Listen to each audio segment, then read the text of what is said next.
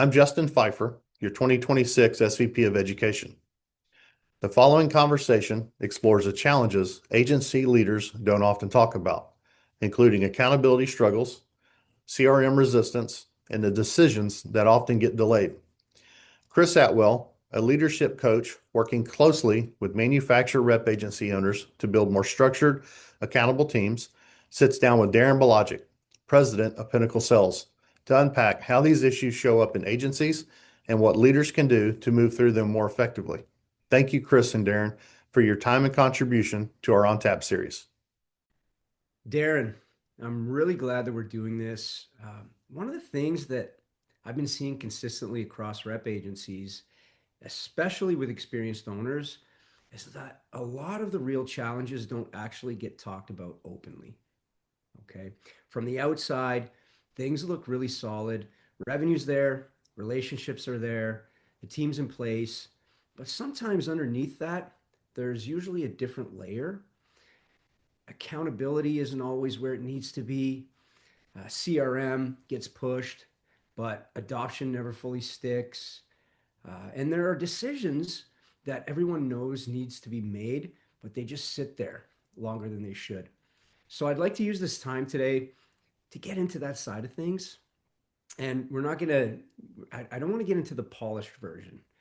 I want to, what it You actually, won't have to worry about that with me, Chris. I'm very unpolished, so yeah. So what I want it to be actually looks like inside the business day to day. Okay. sure. Excellent. So thank you for joining me. All right. First question. Where do you feel accountability breaks down most often in the business right now? Accountability, in my mind, breaks down as a second order effect of a lack of trust between employer and employee, um, rep and principal. The reality is we want to be held accountable as human beings, because we have like an innate desire within us to grow into the most aligned version of who we are. I think that's just innate to being human being.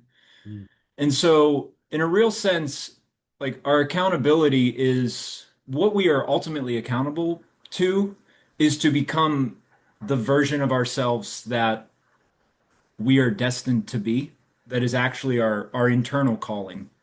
Mhm. And so I think that in my experience, where accountability has been a struggle is when people are trying to fit into a mold that doesn't work for them. Um, and there's a principle of, in the, our company uses the EOS framework. I just think it's a nice, simple business framework. And, there's the idea of right seats, right people, right seats. And sometimes people are held accountable to roles and metrics that aren't really aligned with who they are or what their best skill set is in the organization. But but if that is happening, that means that there's a lack of identification between, management and employee, employer, employee, that we haven't really gotten to the point of an employee feeling like they're seen or known by their company. And so consciously, unconsciously, they're going to have a difficulty, or they're going to kind of like they're gonna miss the arbitrarily set mark, Mhm. right? So I think that accountability in my mind is ultimately a question of trust. It's a question of alignment. It's a question of it is also a question of agreement, right? Like there are things, I don't want to, act like there are not things in business that, somebody's got to do, right? That, if they had, complete and utter freedom to live their life however they wanted, which we actually do, they wouldn't necessarily do that thing. But we all have employment relationships. business relationships where we are choosing to play a game together, and that's a fun game. There are rules to that game, but ultimately, I think in my mind, where the accountability over time, where I've noticed the accountability breaking down the most, is when people don't feel like they can bring their whole self to that game. And I think at a level of humanity, at a level of, people's consciousness, we're sick of it. A lot of people are sick of it. They don't want to have to mask up, suit up, be completely different person at work than who they are day to day. And there's personas. You're not going to talk about everything in business, but there are ways of aligning with your wholeness in business, and there are ways of shirking your wholeness in business. And I think the lack of accountability is usually a function of the latter. That's a really interesting perspective because I can certainly see how many individuals have their own personal authentic self, and then when they do show up to work they feel that they got to be a different version of themselves. And what I'm hearing from your experience is that where you've seen a breakdown in accountability is when you're not allowing individuals to be that best version of themselves, to be themselves. And perhaps there are organizations out there who um, people don't feel trusted, they don't feel safe to be themselves, so they show up differently, which then it shows up in different ways, and there's a breakdown in performance, right? Yeah, and it's usually a lack of alignment with the organizational values, right? Mm-hmm. There are people who just might not be a cultural fit for an organization. So one of our values is at Pinnacle Sales is fire in the belly. I'm fond of saying like we are not an agency that you have to put a fire under our ass because it's already in our belly. We're internally motivated. But people who aren't, right, who just it's just a job, it's just I need to make rent.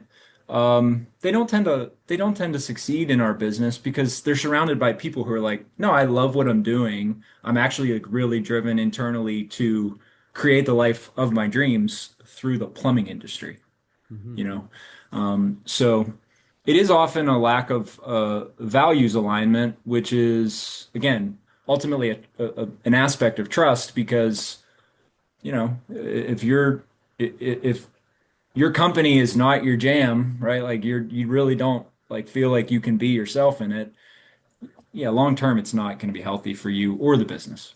And that's a beautiful observation. I mean, I work alongside agencies all the time, and one of the things that I notice where there is accountability breakdowns is that there's a lack of clarity on what the values are in the first place Yeah. from a leadership perspective. So if you've got clear values and you're aligned, and one of your values is fire in your belly, and you're looking for the right people on the bus who demonstrate those behaviors when you're hiring and you're developing them, you're going to increase the success of those people. Yeah, very cool. I want to shift gears a little bit and talk a little bit more about CRM. We're hearing the word CRM all the time, right? And there's a lot of great solutions out there. And some organizations are doing okay with it, some are doing well. When you look at CRM specifically, there's this perception from individual contributor standpoint that there's a lot of pushback, right? So why do you think CRM systems aren't fully sticking across rep agencies? Well, you said before, Claire, you said the word clarity. Usually it's a lack of clarity from leadership as to what the purpose of the CRM is Mm. outside of keeping tabs on people, right? I think that look, in a rep agency, a decent chunk of the people that work for the rep agency are outside salespeople. We're fortunate in that we are in an industry that still values personal relationships, values people like getting in their car and driving and having a lunch and talking business. Mm-hmm. We're not just doing, the digital space. And obviously we are using that as well. But you know, part of the attraction, I think, for a lot of guys, I'll speak for myself, why I was interested in sales is the autonomy, right? I mean, you ultimately, if you do become proficient in selling, you can kind of create your own destiny to a degree, as long as you have a fair employer that's not, like making your commission plan, require differential calculus, right? Right. But so CRM often comes across as employer doesn't trust me, wants to keep tabs on me, wants to micromanage me, you know, and that can be one of the effects or aspects of why somebody might balk at it. But if they're balking at it, it's because leadership has not communicated that, hi, everybody, listen, we're a rep agency. Our net worth is our network. Your customers, the companies you deal with, the people you deal with, if we have any intellectual property as a rep agency, it's something like that, right? It's something like those customer relationships, that customer data. Mhm. And so, we need everybody to put their contacts in CRM so that when we have a price increase or we take on a new line or we have an announcement we want to make, there's a better chance of their eyeballs getting on it. And we're not relying on you talking to 150 people individually, right? So just at the level of why are we doing it? What are we actually using it for? Because I'll say for myself, like we've had the same CRM here for 8 years, maybe. I'd say the first 2 or 3 of those years we didn't use it to its potential, right? And so and just that's just a reality of they're not a lot of guys who are in the plumbing industry are not software wizards. And so the CRM can be very cumbersome and it can be a heavy lift to actually make it functional and usable and clearly efficacious to your salespeople, right? And so I think that as we have utilized our CRM more fully, which we're not using it to its full ability today, our guys start to see, hey, if we have a price increase, I don't have to send out an email to 40 different customers. I already have that list done and it's automatic, right? Because there's a lot of aspects of sales that, if the CRM is being used properly, it automates the salesperson's function, right? Mhm. And then they can just focus on the actual person sitting across from them and attuning and building that relationship and building the trust at the very human level at which business actually operates. Um, yeah, so those are a couple of the reasons I see CRM failing. Yeah, and it sounds like you felt that personally through your journey. You've had this system for 8 years. The first 2 years were kind of clunky. You're starting to uh, uh, realize 8 years later that there's still more room for evolution in how you're leveraging that system. And maybe it's been a little bit harder than expected. But as things evolve in your business and you recognize that there's that automation aspect, the simplification, the efficiencies that can be created, what is the long-term impact on the business if the CRM isn't leveraged properly? Oh, yeah. I mean, the long-term impact on the business is a lack of intelligence, a lack of institutional intelligence, right? Because at the end of the day, in my mind, the CRM is simply the place where we communicate internally as best we can, as concisely as we can, the nature of the customer relationship. Right? So salesman goes, calls on a wholesaler. They have a conversation about 3 or 4 lines. They write an activity journal.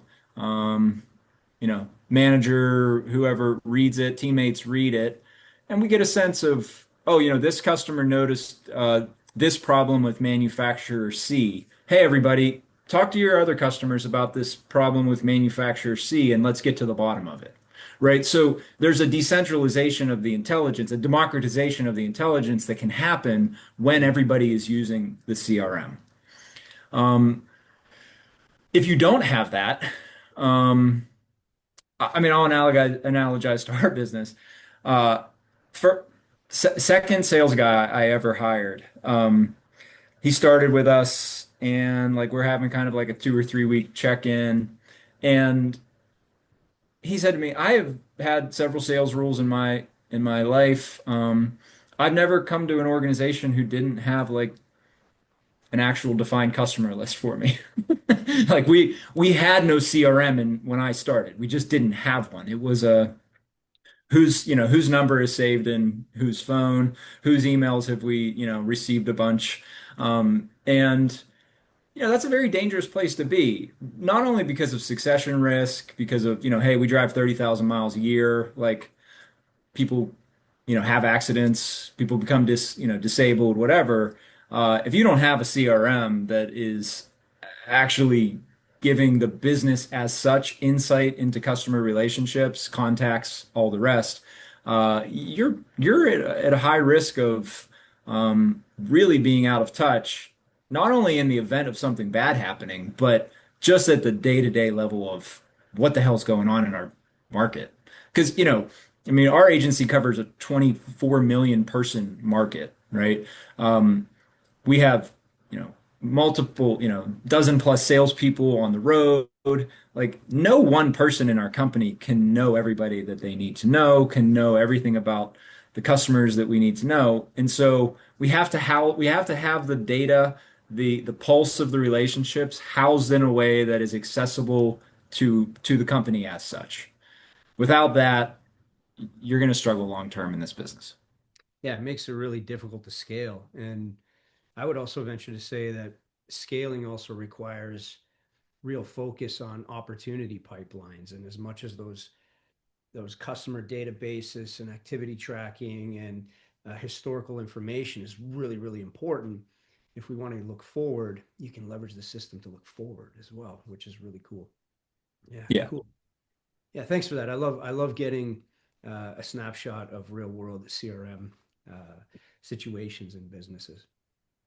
One of the questions I wanted to ask is around decisions.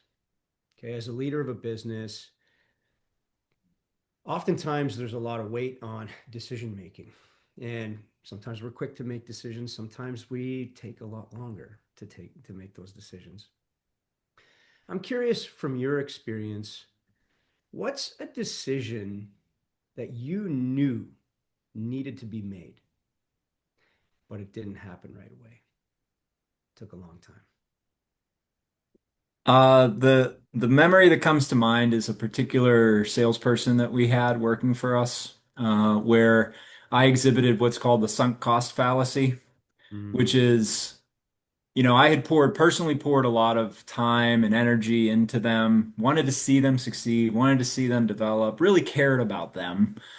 And also, they were not prepared to succeed. That's just not developmentally where they were in their life. And so they kept self-sabotaging and not helping our business. And it took me several months longer to actually terminate their employment than, you know, maybe I ought to have. But that sunk cost fallacy is very dangerous where, hey, we already spent all this money, developing somebody. So, we don't want to just waste it all. But if it's not the right fit, that cost is just going to keep increasing while your opportunities, not only opportunity costs, but actually, paying somebody and so forth. So, um, I don't take, I guess that would be one decision that I think. Sometimes you just you got to swing the sword swiftly, and it's not always easy to do that because, you care about people.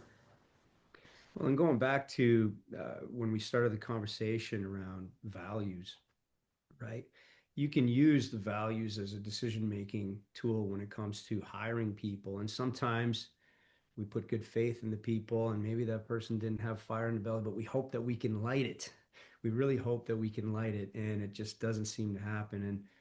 And that's where, that cost of waiting can far outweigh the cost of, just making a decision because there's a lack of alignment there. I think we all go through that at a certain point in our life. If someone's listening and recognizes themselves in this exact situation, Okay, a leader of a business. What do they need to get honest about first? If they're in a position like with an employee specifically, you mean? Yeah. What they have to get honest about first is who they are, who they, what the nature of the company is that they, okay, so for whatever reason, they attracted that person into their business, Hmm. right? They did that for whatever reason they did it, desperation, lack of clarity in their own thinking, what have you. And so I think the first thing is getting honest about who you are, what your business is about, what your values are, and why that person is not a fit. And maybe why you got yourself into the situation that you did. I mean, people change over time too. Somebody could have been a fit for 10 years and then had a midlife crisis and decided, they wanted to slack off. I mean, it could be whatever. But yeah, I think it's ultimately just getting honest about what do you actually need? What do you want? Because you're the other part of the relationship as the employer, as the manager, what have you, whoever is making the decision if they have to actually get to a termination, which should never be taken lightly because you know, it can be a very difficult thing for people and for the company, the people who remain, because it's not like the person in the business, that you're having to let go didn't have relationships in the rest of the company. They very likely did. Yeah. So, you have to take it as seriously, I think, and compassionately as, a divorce or a breakup, because, somebody's employment relationship, it might not feel like it matters to them internally very much, but, externally, it's their livelihood. Exactly. Exactly. And that piece about being honest with yourself, what do you think makes it difficult for people to be honest with themselves when they're looking at it from, looking in the mirror as a, an employer, a leader? Fear. Their entire ego construct could be premised upon um, a false belief about who they are and what matters to them. There's all kinds of reasons we're dishonest with ourselves. Fear of being seen, Yeah. fear of owning desires that might be difficult for the people we love to accept. You name it. There are all kinds of, we're very good at we're very good at deceiving ourselves, especially salespeople that are, really good at, you know, using language to convince others of things. We do that with ourselves a lot. We have the capacity to do it. Yeah. Yeah. Yeah, we could talk about that as a total other subject. But look, Darren, this was great, man. This was great. And a lot of this isn't new, but it's the stuff that sits just below the surface in most agencies. And until we bring it into the open, it's hard to move forward cleanly and clearly, right? So I appreciate you being open about it. There's Yeah. gonna be a lot of people listening to this who see themselves in this conversation. So yeah, thank you. Thank you very much. Yeah, I'm glad you reached out. One of the things I think that I see in the rep world is there's there's a large variety of scales of rep agency, and we inherit and we imbibe business philosophies from other kinds of industries or some, you know, MBA program or whatever the thing is that we don't think critically enough about them, and we certainly don't feel into them enough at the level of just the very simple human reality of business. Hmm. And I think that getting back to basics over and over and over again is actually the path. You never transcend them. You can have increasing levels of complexity, but at the end of the day, it's is a pretty simple reality. The person across from you coming up with a solution that's a win for them, a win for you, a win together. Yeah, well said. Well said. Well, thanks again. And I look forward to chatting with you again soon. Take care, Darren. Thanks, Chris. Take care, man.